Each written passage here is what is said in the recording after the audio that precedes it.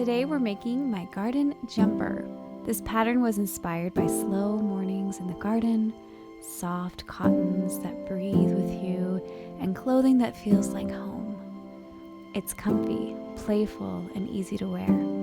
The kind of thing you throw on when you're watering your herbs, visiting a farmer's market, or maybe as a swimsuit cover-up. With customizable back straps, you can style it all kinds of ways. It has large petal pockets that are there to help you hold your harvest or your keys. It's beginner-friendly. It's designed to be roomy and forgiving with an earthy, handmade feel. I'll walk you through everything you need, from printing the pattern to cutting your fabric and sewing step by step. This is more than a project. It's a moment to slow down, connect to yourself, work with your hands, and create a one-of-a-kind piece with love.